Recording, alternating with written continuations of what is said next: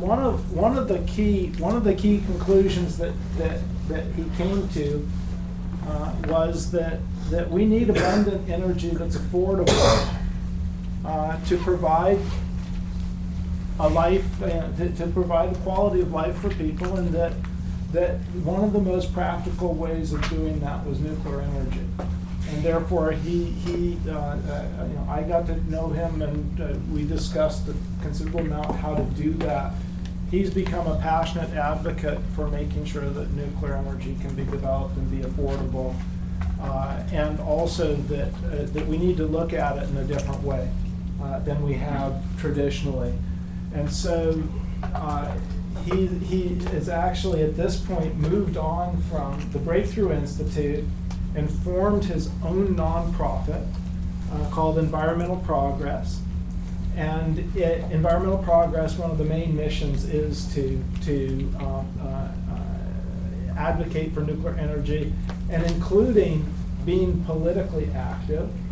So I've been interested to see some of my students on picket lines, blockading buildings of organizations such as the Natural Resources Defense Council, which I think is quite wonderful. This is Berkeley after all, right?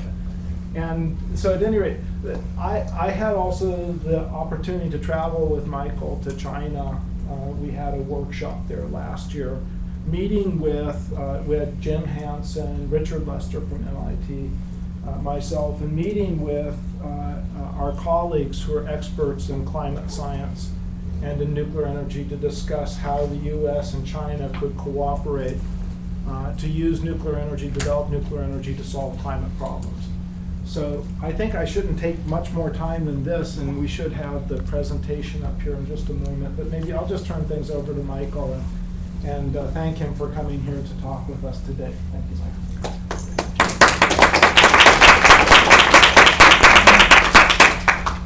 Should I try to get this Yes. over? Yeah, I should just try kick off your file. Yeah. Okay. Just double click on your. That's not my file. Oh, okay. No, that's Sorry. not it. And I don't use PCs, so I'm not sure what to do. Yeah. Oh! I use them all. That's a.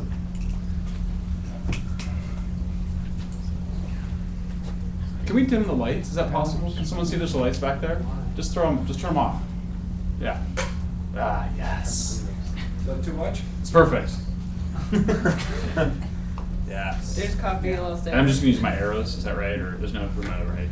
No, I don't have one. And is there a screen? Is there open to a screen on the view maybe? Go to view. Ah. Full screen mode. Presentation. Perfect. So I'll just use the arrows. Yeah. Cool. Okay, good. Thank you so much. Thank you, Per. It was one of my great surprises after getting to know Per. I one time was walking my dogs after work, and I was just a half a block around my house, and there was Per in his driveway, and I was like, Per, what are you doing on my block? And he was like, I lived here before me, probably by 10 years. It's been really great getting to know this department in particular, Rachel, Joey, Christina and Kathy. So it's been an exciting year. As Per mentioned, I left sort of being an egghead and have been trying to be an activist for the last year, for better or for worse. So I want to talk this afternoon about a heroic journey of a beautiful idea. And it's an idea that I think we've forgotten about or has kind of been pushed into our memories. So I want to jog our memories and come back a little bit to a very special time when there was a really powerful dream in this country. Will Siri was a biophysicist here at UC Berkeley. He actually worked at Lawrence Berkeley Lab. He was the president of the Sierra Club in the early 60s, and he was sort of famous because he was actually on Everest during the first ascent by Sir Edmund Hillary. In fact, one of Hillary's porters fell into a crevasse and almost died, and Will Siri saved the man's life. I interviewed Will Siri passed away, but I interviewed Will Siri's daughter about a couple of months ago, and I asked her if her father ever told her this story. And she goes, no, I never knew that.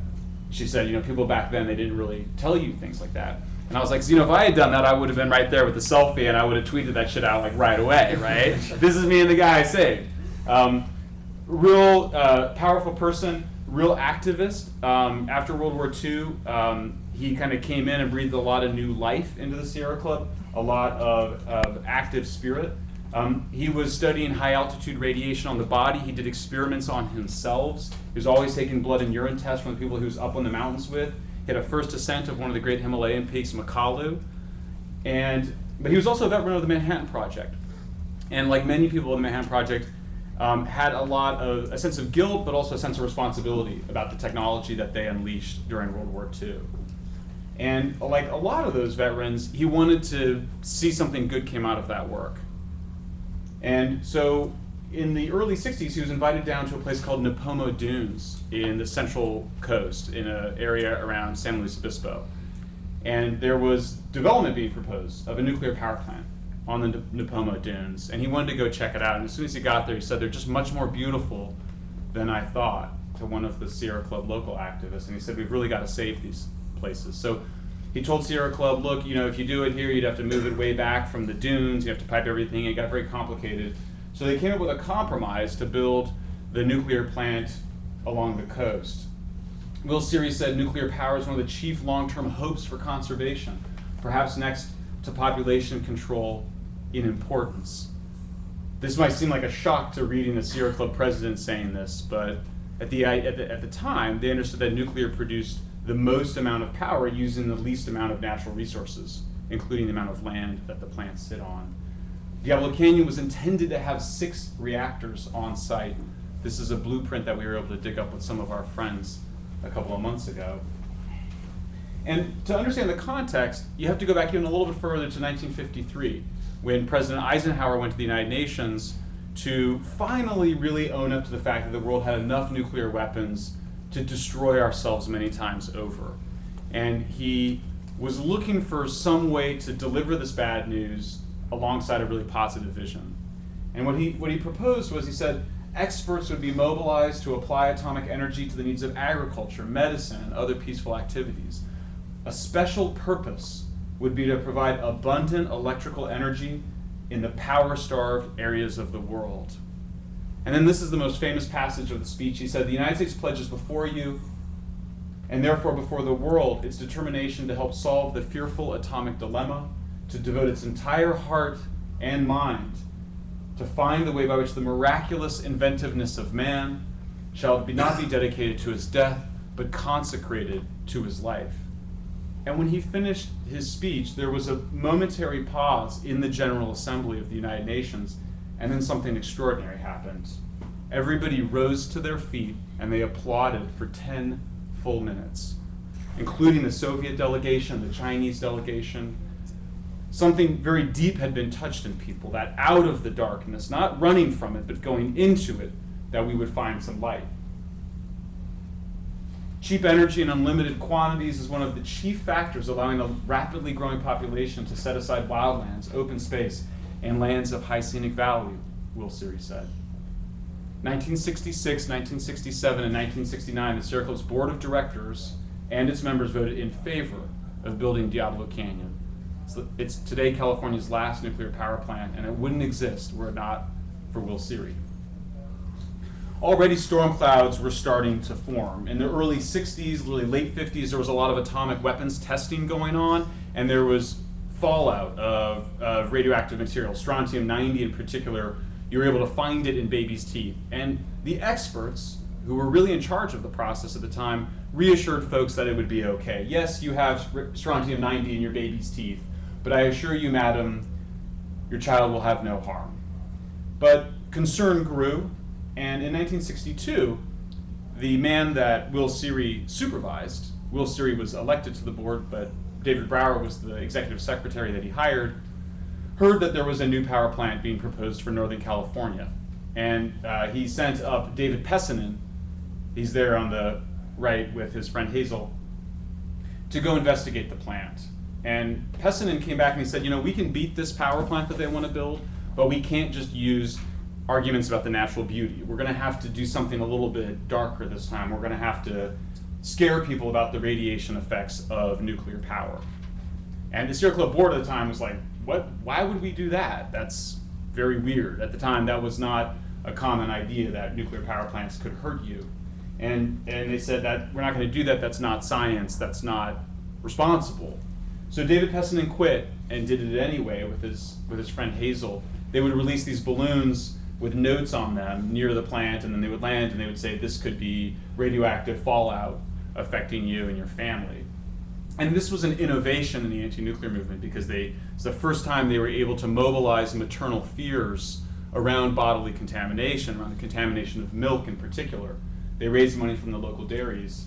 They really, for the first time, and this is really where conservation becomes environmentalism, is when it starts to become concerned with bodily contamination. It's also the first time that they really are able to mobilize large numbers of women.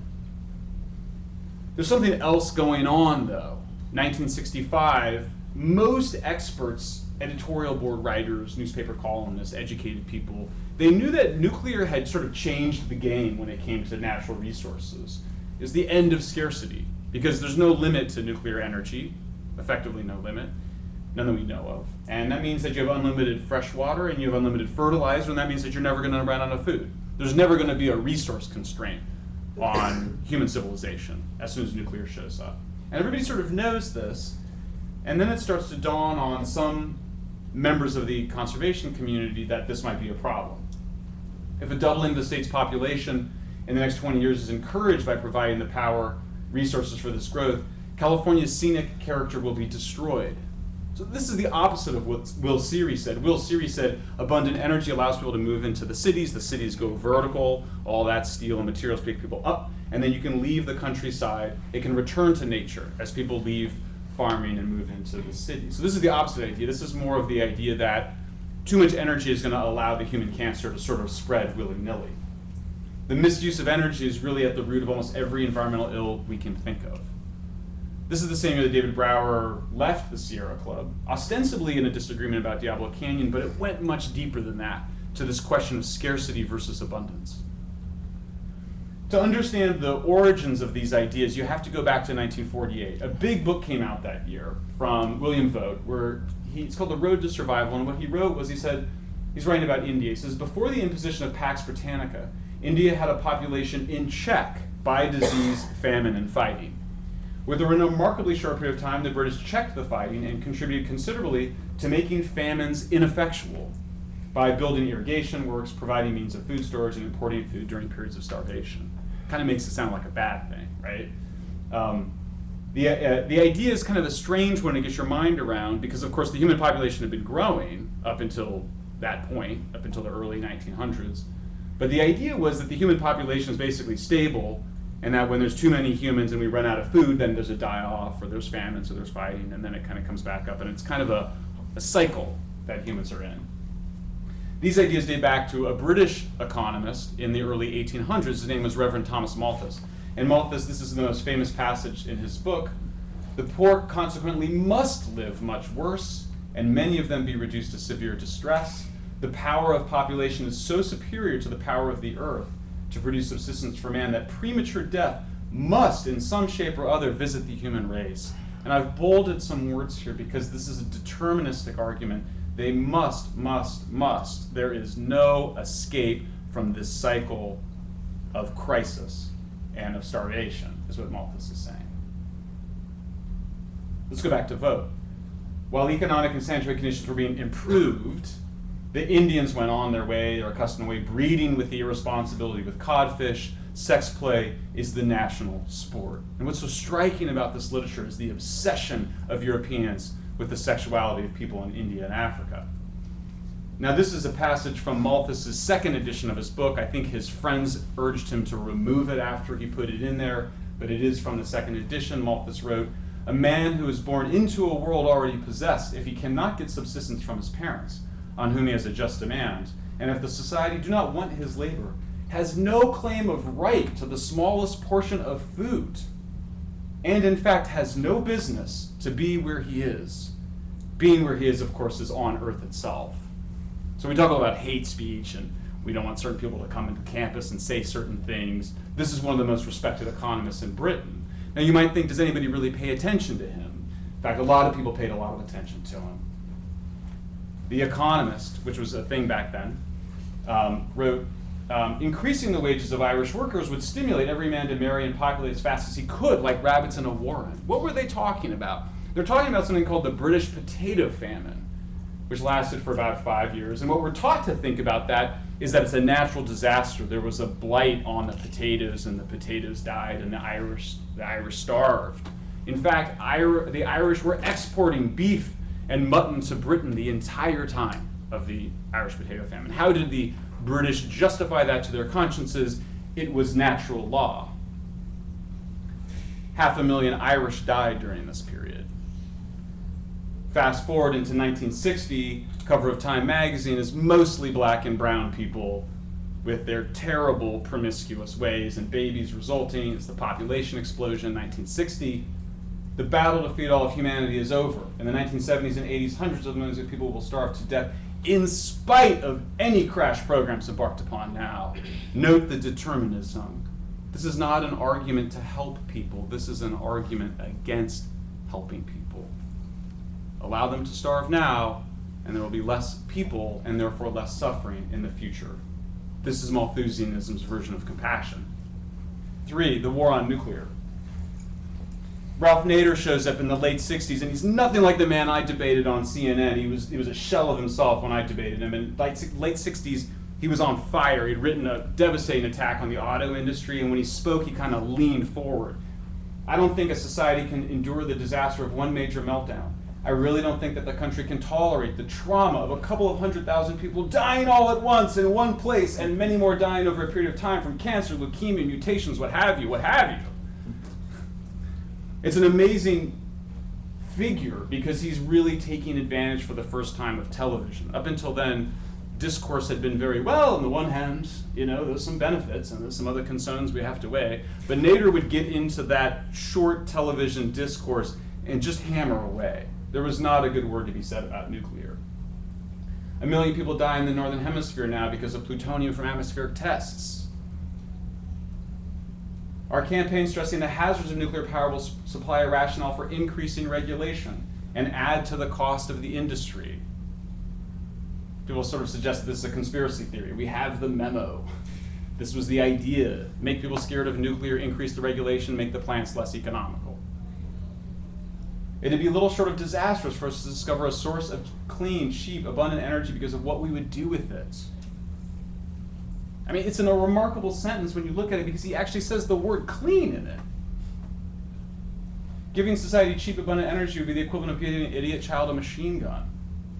It's interesting to note that these concerns about population peaked the very year that the population growth rate peaked globally. In a separate talk, I have on TEDx talk, I talk about how, in fact, a high-energy planet is a low-population planet. When women move to cities to get jobs in the cities and they aren't on the farm anymore and they can use gas for cooking and they don't need their kids to go gather wood or work on the farm, they don't want as many kids. They want fewer kids. That's why when you go and ask your great-grandparents, your grandparents, how many siblings did you have, it always starts with my great-grandmother had 10 and then they had 6 and then it was just 2. It just kind of works that way everywhere. So one question is maybe people didn't know back in the 70s that the choice was between nuclear power and coal plants. That's a reasonable thing. Maybe they really thought they could power the world on solar panels. This is from the New York Times in 1979. Unless the nation reduces its standard of living significantly, there will have to be an increase in electric power generation, and there are only 2 practical sources, nuclear energy and coal.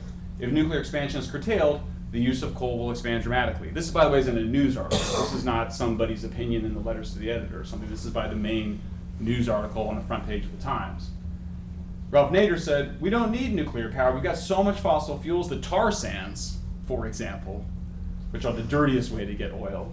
Oil out of shale, methane, coal beds. There's all sorts of fossil fuels. We don't need nuclear power.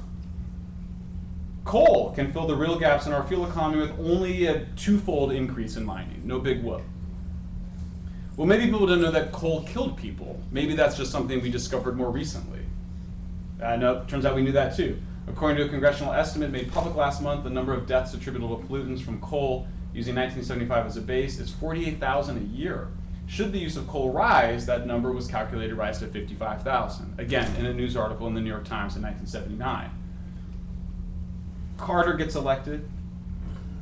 says he wants his appointments to be ones that Ralph Nader would approve of. And one of the things he does is he makes a special focus on stopping the spread of nuclear energy to poor countries. David Brower, too, when he started Friends of the Earth in 1970, really wanted to make sure that poor countries in particular didn't get nuclear power.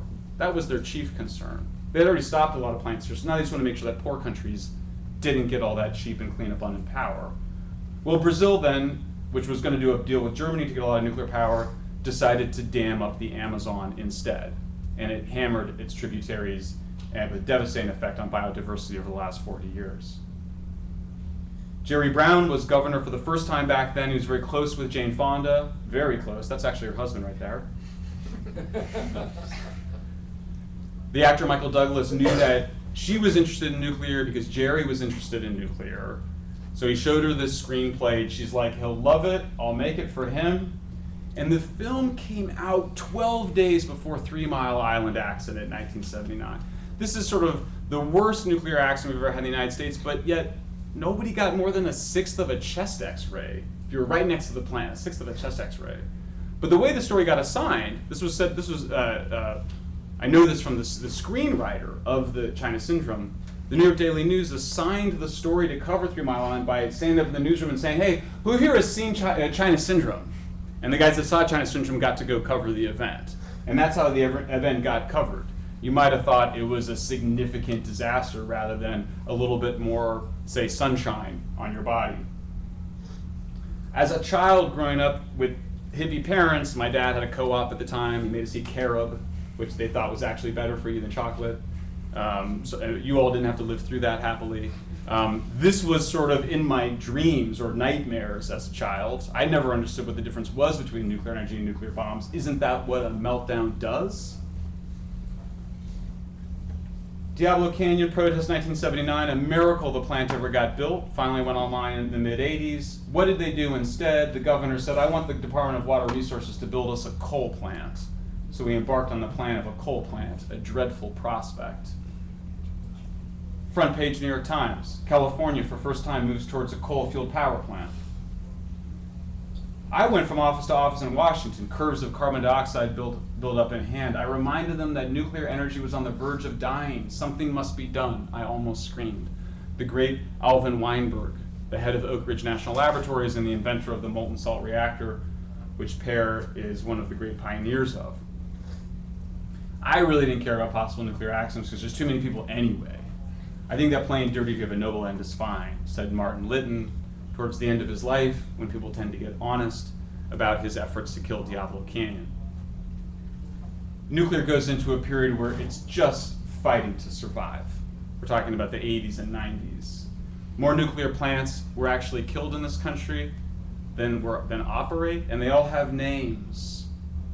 We have 15 interns coming in this summer, a few spots left for those that are interested. And we're actually going to tell the story of every one of these plants. They all have a history. Some of them were beautiful, like they would recycle all the wastewater, purify the wastewater. What's more ecological? People say, well, Michael, they just canceled the nuclear plants because there was no more electricity demand in the 70s. Electricity demand increased almost the same in the 70s as it did in the 60s.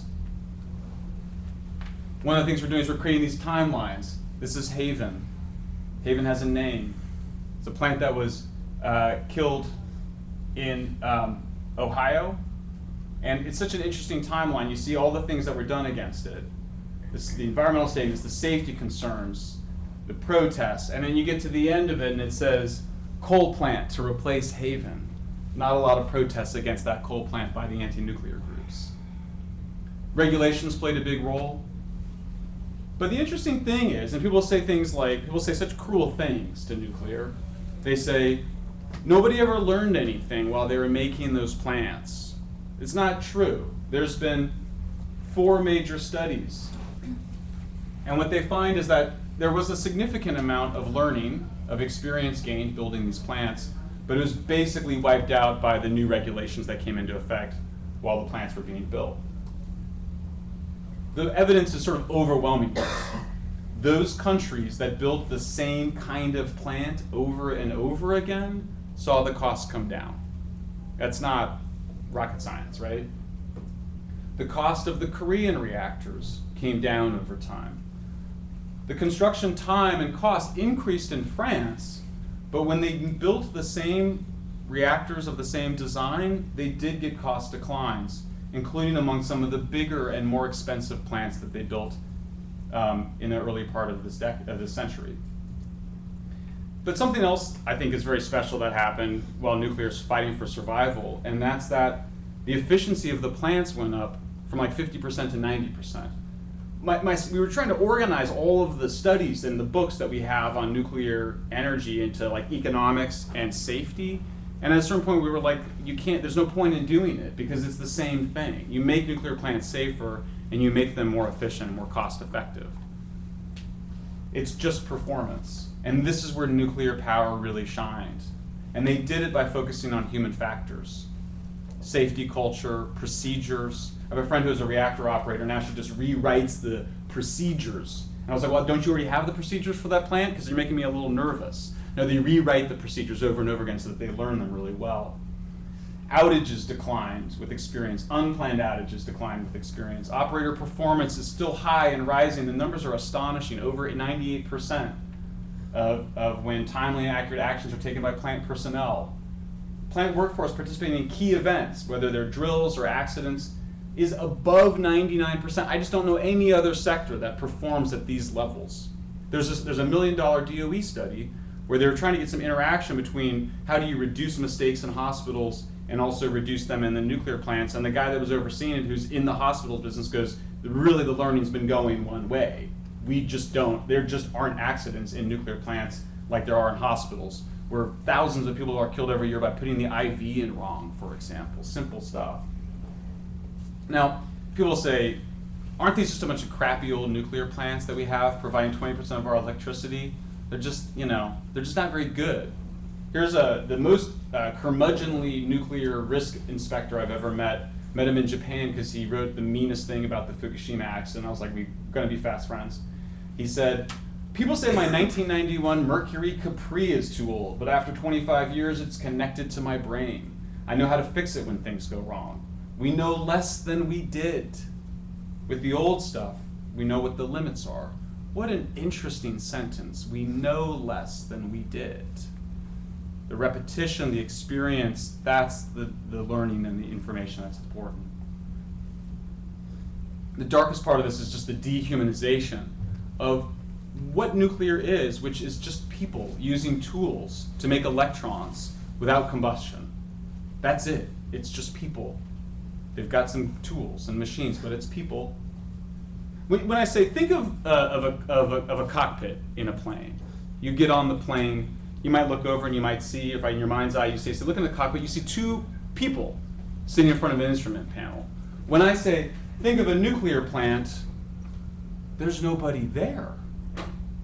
Think of a captain of a ship. Who's the captain of this ship? Does anybody know? That's not, even I don't see people in this. I think most people see something that they don't understand, that almost feels like it's kind of a spring that's tightening. They say to people, I go, well, it's an amazing plant. It doesn't produce any pollution, any air or water pollution.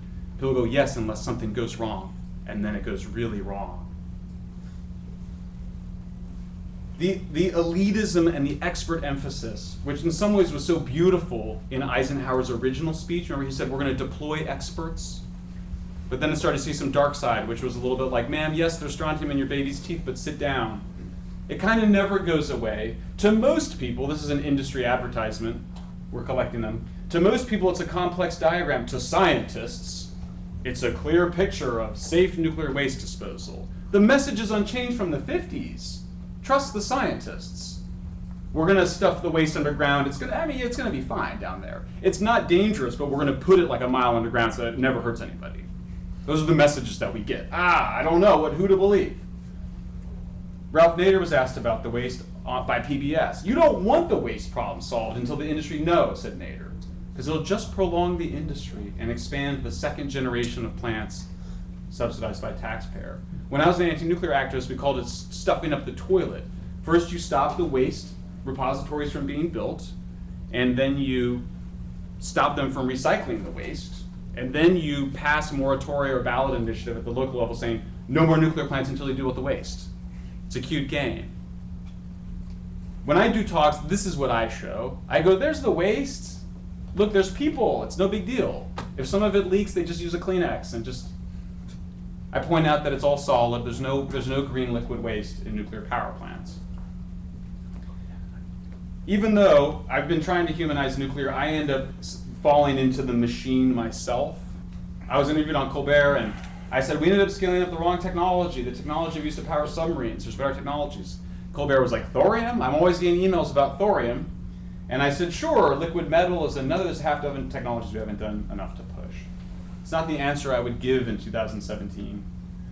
I started doing a little bit more research into the history of nuclear reactors, because the story we get is that light water reactors were the first movers, and that's why we have them. But the truth is that most nuclear reactors, up until 1964, were cooled by carbon dioxide. And Britain was way ahead of us. But then the light water reactors, which are in the green and the yellow, really came from behind. The heavy water reactor is the dark orange, and the red is the sodium, and the purple is everything else. So why did light water reactors win? Well, the truth is the British and French preferred gas-cooled reactors. They didn't want the light water reactors.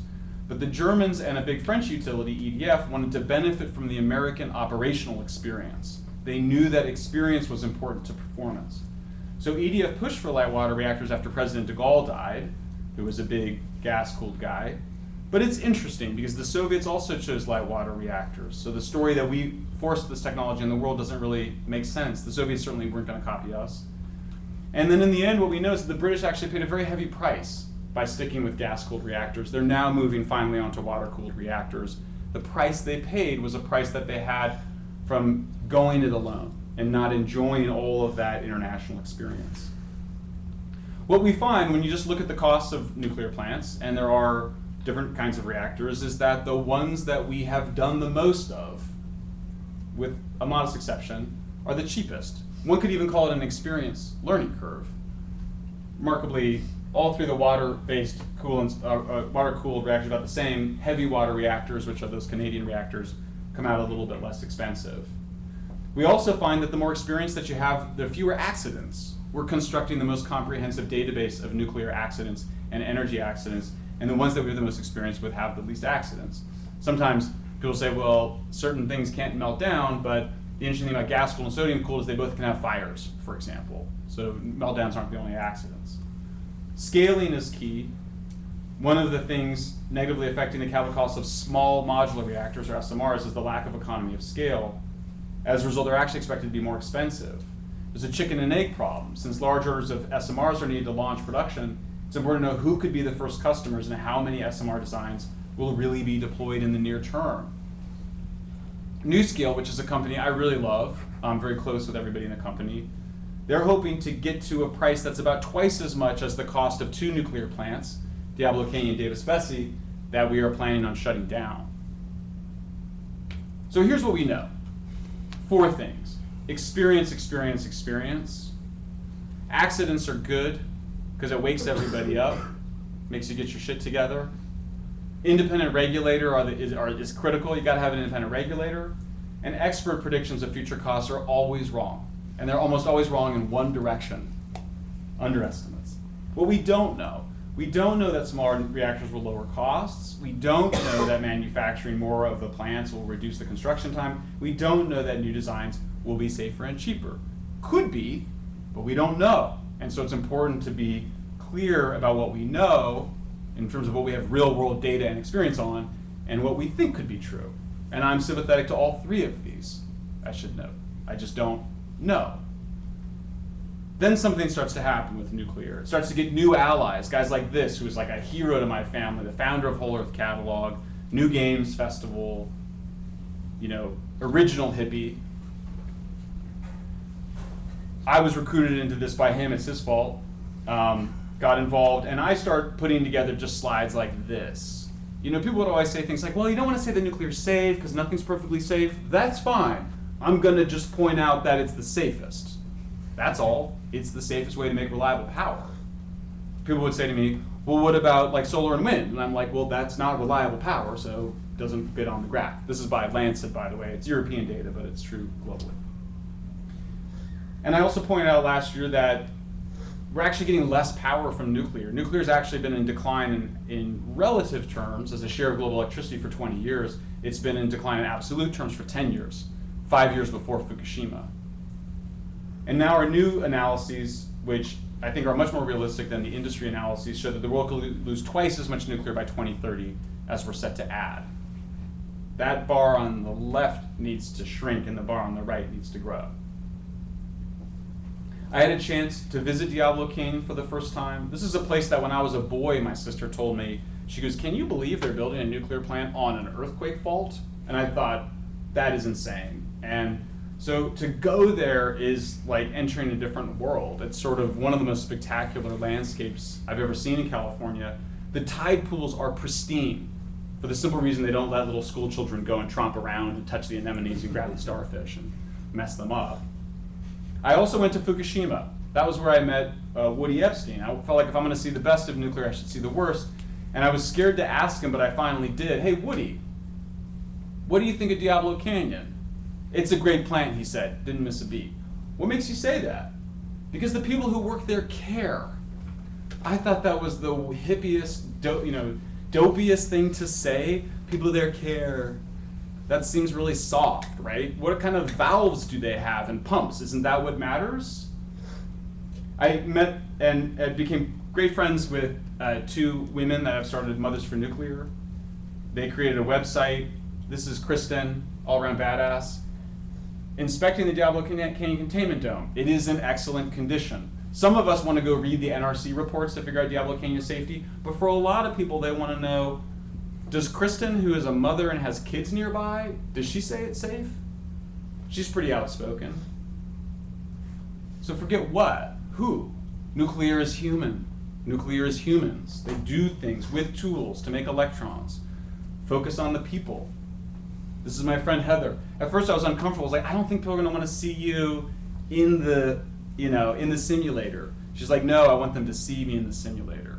That's much closer to the pilots in the cockpit than those earlier images. Nuclear starts to fight back then. We did a march in San Francisco. We actually got a couple hundred people. Replace fossil, not nuclear. Then we did another meeting in Chicago trying to get the young engineers active. I got 18 guys signed up to commit civil disobedience with me. 18! We were about to do it too, and then my lawyer was like, you will die and go to prison and be sued. Chicago's not like San Francisco. In San Francisco, I sat down and tried to block the doors, and it turned out to be really hard to get arrested in San Francisco. There's just a lot of competition for civil disobedience in San Francisco. And angels would appear. When you do the right thing, angels do appear. This is a gift sent to us. We were in the Wall Street Journal. Later that same day, Robert Downey Jr. makes a statement. It's like half the people who were saying no nukes are now realizing nuclear is the best way to go for energy for the future. I think it's natural to re-examine your beliefs as you age up. Hillary Clinton, proposals to shut down nuclear put ideology ahead of science and would make it harder and more costly to build a clean energy future. We've been hammering on the Germans, hammering them. It gives me great pleasure. All of that sanctimony that they presented for the last several years is now evaporated. The Germans and Californians now represent what we shouldn't do on climate. It represents greenwashing. It's not just hypocrisy, it's actually greenwashing. I mean, just look at it. How much more complex is the situation? All of these abandoned plants have names. California abandoned these plants, or they were killed by Jerry Brown and his allies, and our emissions are 2.5 times larger because of it. California's not a climate leader. That's mythology. If we're going to tackle global warming, nuclear is the only way you can to create massive amounts of power. Thank you for the Christmas present sting. I always loved you too. What is this called? I think it's called atomic humanism, and Per actually didn't even know that that's what we were going to call it when I gave up here. You didn't, right? You never knew that. Nuclear is human. It has a transcendent moral purpose. It is the only way to lift all humans out of poverty while saving the natural environment. Nothing else. Not coal, not solar, not geoengineering can do that. Coal can lift people out of poverty, it can't save the environment. Geoengineering can suck carbon out of the air, it can't lift everybody out of poverty. Only nuclear can do that. Humanism and holism. It's got to be a full body movement. That's why I left my think tank. If we're going to save this technology, you got to have a lot of heart, you got to have a lot of guts. Plenty of smarts already, right? Experience, right?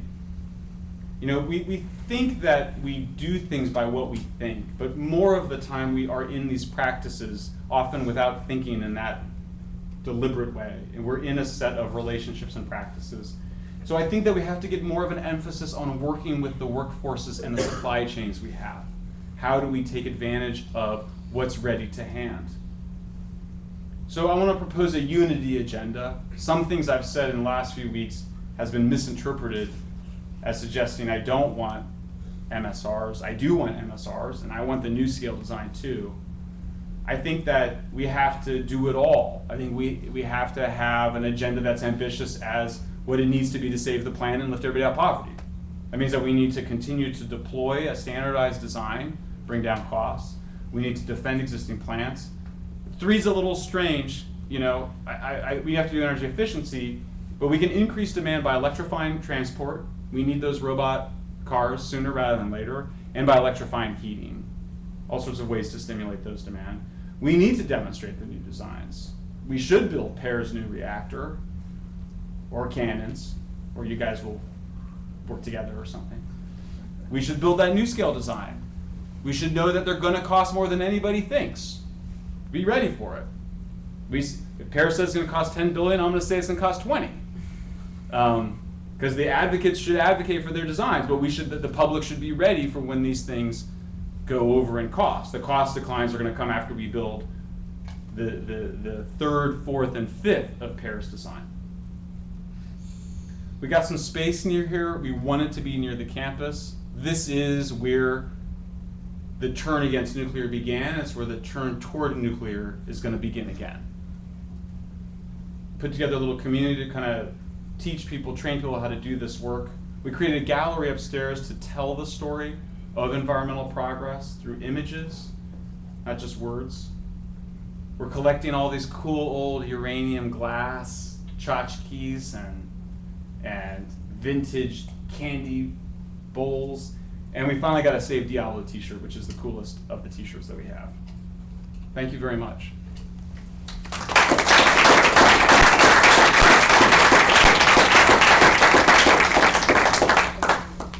Excellent.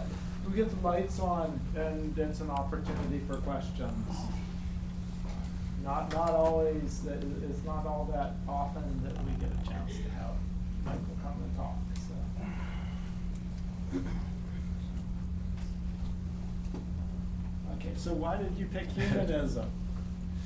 Yeah, I'm not sure that's what it is, but we're working on a new manifesto, and I felt like the tentative title now is Atoms for Humanity, because I think that I'm trying to make a gentle criticism of you guys in here, of the engineering community, which is to say, I think in the 70s when, not you guys because you're all so young, but I think when the older generation got sort of traumatized by these asinine attacks on nuclear, and I think that engineering culture is not a super gregarious culture.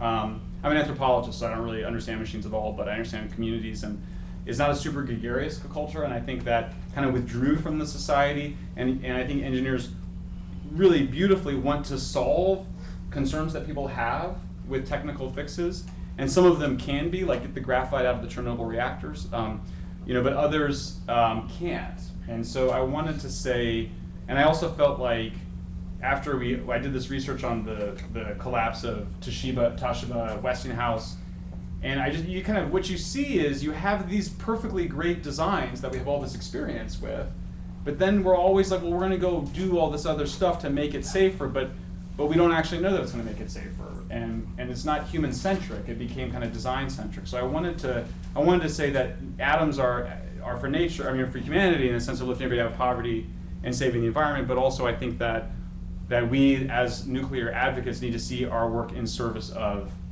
humankind and of humanistic values. do you have any data on the energy return on energy invested for nuclear reactors? The best study is that study by Weisskopf, the Yeah, German study. Is that the one? Did I say it right? Yep. Yeah, that's a beautiful study. It's by a German team that used the same methodology to look at all the different primary energy technologies. I love that measure because what I like about the energy return on energy invested measure is that it's a physical measure, and I'm trying to get out. So many things are hidden on the economic analyses, like subsidies or the cost to the grid of managing intermittent renewables. So I love the energy return on energy invested. And of course, it also misses the intermittency part of it. But Well, no, he has that in there. oh, does he? I didn't He remember has that in. Oh, he as calculates as that. the ballasted. He has the Yeah. unballasted and the ballasted, which is with the energy storage. Yeah, I think it's a very powerful study in part because it reminds us that the agenda of anti-nuclear advocates was a low energy agenda. That like renewables were the preferred technology later after the emphasis was on local because they delivered so little energy. That was their benefit. Yeah. In the back, yeah, go ahead. You kept mentioning that with more experience and more improvements in like the nuclear industry, that the lower the cost nuclear will be. But historically, that's not true. Like the more plants we build, there's, I don't know if it's like you call it a positive or a negative learning curve, but the cost just keeps increasing. So that's not totally true. So let me try to parse a couple things here. Where did I do it? Did I pass it? Fair. There you go. So mostly you're right. It's important to disentangle it a bit though. So in Korea, the cost did decline. That's what this shows, right?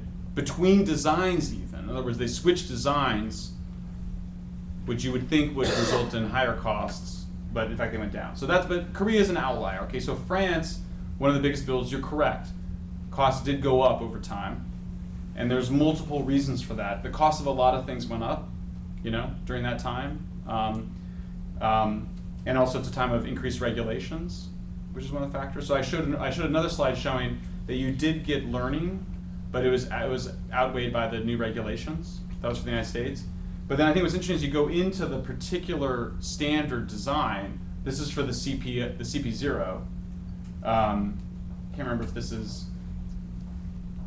Yeah, it's the blue it's the blue right there. There. It's these. Sorry.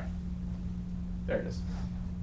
So if you magnify those, you can see that you do get a significant decline in construction time, which is usually a pretty overlapping with cost. And even in the kind of the scandalously expensive, you see these were years, but these were the most expensive of the French. They also did get learnings on them. And even at Vogel, which is the plants they're building in Georgia, they're already getting significant learnings going from one unit to the next. Does that make sense? But my point is that you can just get even more when you just build 10, 20, 30. Please. Sorry, just to follow up on that. So Yeah. both of these are only over 2 years.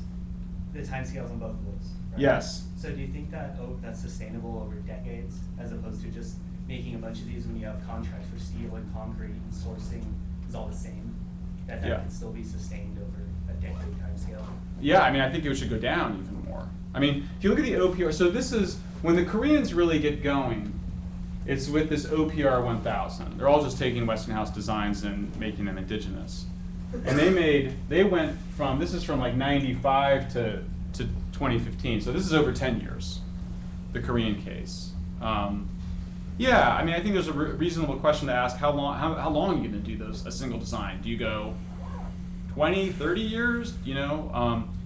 I don't know. I don't think there is a right answer. Like, I think if you did a big build out, maybe we get to from 20 to 40% or 50%, and Pear's done 4 molten salt reactors, and they're awesome, and then we go, well, we're going to switch to molten salt reactors, but you transition or something, but I think what you don't do is what we've been doing, which is that we kind of keep doing first of a kinds. Thank you very much for an excellent talk. We did met at Pandora Promise. Yeah. And your perspective of why environmental groups, in this case Sierra Club, has negative view of nuclear is very interesting, and I really like your point. Another question about Greenpeace, which is also very much anti-nuke, and Right. we invited Patrick Moore Right. some time ago, and he split with Greenpeace, and I like his explanation. He said that he split with them at the moment when he realized that they're always against something, not for, and in order to save environment, the solution was to get rid of human race, and then Earth will be safe. So this was kind of interesting point. Yeah. So do you know what happened to him? Do you have any collaboration with Patrick Moore? Yeah, I mean, Patrick is, I think he did some really important work in helping kind of open some of the space up. He's become quite a climate skeptic. Okay. And I don't consider myself, I'm very concerned and obviously motivated by climate change. I don't consider myself a skeptic. I don't really consider myself exactly like apocalyptic either. But I had friends asking me that, they were like, what is your view of climate? And I was kind of like, well, I'm a lot more concerned about climate change if we're going to shut down all of our nuclear plants. Good answer. If we were scaling up nuclear power, like at a French speed, I'd be much more relaxed about climate change. So those two things of climate and energy are not, I mean, they're just, like, I'm like, if we're gonna be able to phase out fossil fuels over the next half century or century, I'm much more relaxed than I've been feeling lately that we're shutting down so much of our plants. Thank you. Yeah. Couple more questions? Yeah. So, as a nuclear advocate, do you know who nuclear adversaries are, their motivations? And do you have an agenda of making them see your perspective as their own? As in, they have, it seems that they have an ideological agenda not based on any factual evidence. So could you swing them around Yes. to see your goals as their own? Some of them, and by the way, we have an ideological agenda too. Sure, Everybody does. I agree. Yeah, I mean, yes, I know them very well because they're all my friends. They're all, I mean, I used to be very close with the president of the Sierra Club, I actually just really, and the relationship really ended when we were driving back after arguing on a radio show on Forum, which is our community forum, and I said, well, I don't think it's right to go tell the people of the Congo they can't have a hydroelectric dam, and he said, that's okay, I'll tell them. And I was like, that's just offensive, you know. So I don't think we can get Mike, that's the president of the Sierra Club. On the other hand, after I gave my TED Talk in Banff, Canada, I had like a bunch of people come up to me and they were like, okay, I changed my mind, 13 minutes. Like, you did it, like, it worked, you know, and I've got that a lot. And I actually I had a chance to have it kind of quantified at a different event where the people voted for and against, and I was able to increase support from 30 to 60%. I'm sorry, from 40 to 70%. So it's definitely possible. I'm definitely talking more to liberals because mostly Republicans like nuclear power. They don't really have any problem with it, so I'm mostly talking to liberals, but definitely it works. I mean, I think the tragedy of this period, is this the period? The period of nuclear fighting for its survival is that it withdrew from the society. And I don't just mean like communications, but I mean just in every way. You know, I have this dream that my nuclear engineering friends will go to a cocktail party like 20 years hence, you know, with like a bunch of people in San Francisco or whatever, and they'll be like, well, like, what do you do? And you go, I'm a nuclear engineer, and for them to go, wow, you must really be concerned about the planet. That's what they should say, and they don't. So that cultural shift has happened, but I can't just do that. Nuclear's in trouble everywhere, like, you know, even in Korea, actually. But I had 3 Taiwanese activists wanted to Skype with me last Thursday, and they were like, can you come to Taiwan and you know, and cast a magic spell over everybody and convince them to support nuclear? And I was like, I cannot do that, and that wouldn't work and be right anyway, you have to do it. So they're coming here, and we're gonna spend some time together, and we're trying to bring people here to kind of learn how to defend nuclear and speak for nuclear. One more question, and then there will be time for. We're gonna have a drink together? There's a reception. Or cookies. Waiting for everyone. Real honest to God. Too early, yeah. Am I correct? Up on the Yes. fourth floor. Fourth floor reception, Welcome for 5:15. prospective grad students and Okay. other things. So we've got an event waiting for us. Yeah. But one more question between us and. That's good. That's okay. Excellent. Let's go ahead and thank Thank you. Michael.